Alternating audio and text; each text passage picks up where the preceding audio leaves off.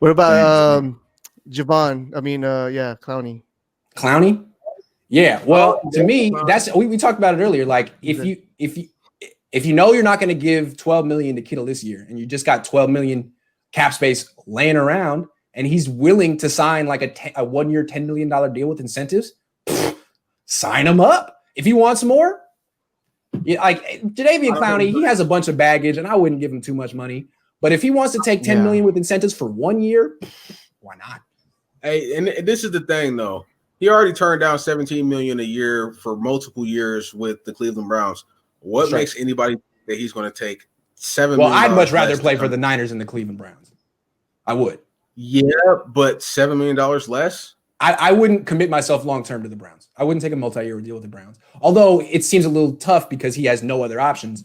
But I just feel like from the Niners' perspective, like if he's still hanging out there and his market value is dropping by the day, then at least we got to like kind of monitor this and see if he eventually does drop in our price range. Because at that point, I'd be interested because I still don't believe the Niners are the best team in the league. They might think they are, but I think they're in a group of teams.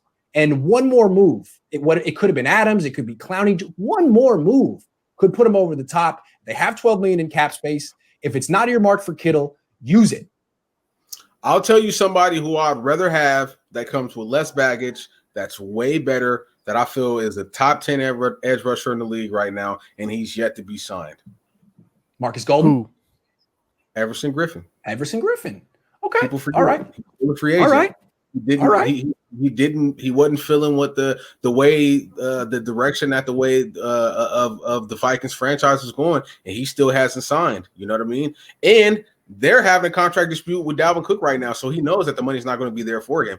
I would much rather have an Everson Griffin, somebody where he comes from a team who plays almost the same type of scheme that we play. They play a lot of wide nine over there with the. That's a great call. Everson Griffin's a little bit older, but he's still an excellent player. And I think another reason that there's urgency to do something like this is I sincerely believe the Seahawks will as well. They know they have the worst pass rush in the league, and they've been making a lot of late moves in free agency. They always kind of do that. They don't do the first wave. They know they need another pass rusher. There's a bunch of guys out there. There's Griffin, Clowney, Golden, Matthews. So they're going to get one of them. I think the Niners should get one of them too. Clay Matthews, yeah. He's still out there. He's a stand-up edge. He doesn't really put his hand in the dirt, though. True, but I think a lot of these guys are going to come onto teams and be like rotational pass rushers anyway, except for Clowney. Right, yeah. Because, man, Clay Matthews will still go get you 7-8 sacks. Easy. Yeah. And for the Niners' perspective, like, yeah, you have D Ford, but you can't count on him. He's got a bad knee. Right. It's really nice to have someone who can fill in when Ford's not playing. Be great. Yeah. I mean, do you feel that if we got somebody like a Clay Matthews who we could probably get for $2 or $3 million, easy work, right? Easy. Like, do you think that he would still be would he still be as valuable having to put his hand in the dirt, or will they stand him up and just rush him? I'll stand him up. They'll bring him in on third downs and let him and say, just, rush the quarterback from whatever stance you feel comfortable with. Just sack the quarterback. Right. But, the fact that the Niners have held on to this $12 million in cap space and haven't used it to sign Jordan Reed or any of these cheap guys who are out there makes me, I guess, feel like they're hoping they're going to get something done with Kittle, and they don't want to close the door on that. Exactly. Right. Yeah.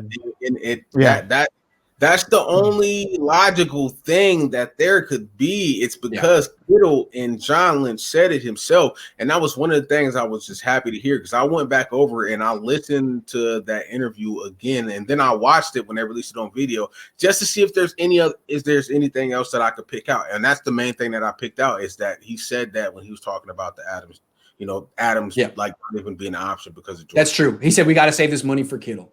And then he said, we're hoping we're going to get Kittle. And then Kittle's agent called up NFL Network and was like, excuse me, could I get Mike Silver on the phone right now, please? Most definitely.